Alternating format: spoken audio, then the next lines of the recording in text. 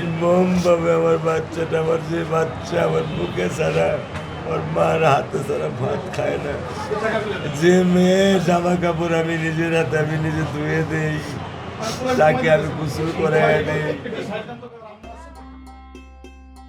সবচেয়ে যে শেষে এসেছিল সেই গিয়েছে সবার আগে সরে। ছোট্ট যেজন ছিল রে সবচেয়ে, সেই দিয়েছে সকল শূন্য করে। 8 বছরের ছোট্ট মেয়ে রামিসাকে হারিয়ে এক গভীর শূন্যতায় আহাজারি করছেন বাবা।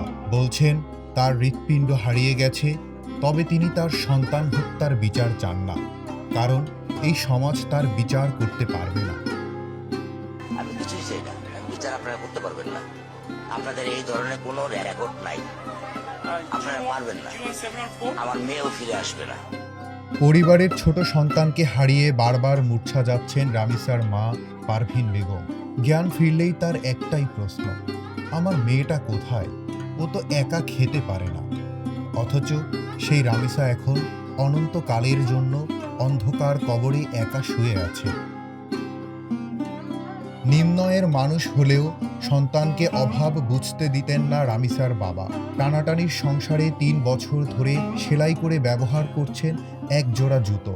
অথচ রামিসার কোনো আবদার পূরণ করতে তার এক মুহূর্ত দেরি হতো না। যে সন্তানকে বুকে নিয়ে 8টি বছর ঘুমিয়েছেন, আজ সেই বুক খালি হয়ে গেছে। পৃথিবীর কোন আইন পারবে বাবার এই বুকের ক্ষত মুছে দিতে?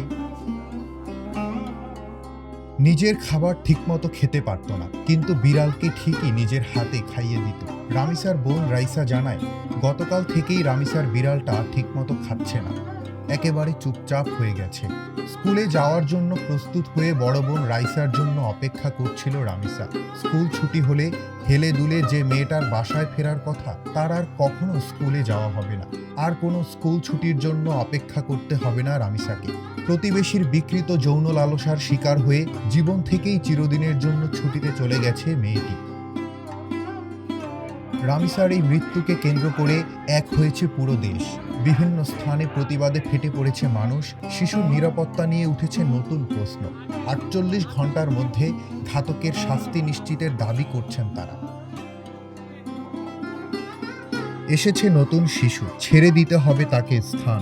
শিশুর প্রতি সমাজ ও রাষ্ট্রের এই প্রতিশ্রুতি যেন এখন নিতান্তই পরিহাসের বিষয়। আর কত বাবা মায়ের বুক ফাটা কান্নার পর শিশুদের নিরাপত্তা দিতে সক্ষম হবে রাষ্ট্র?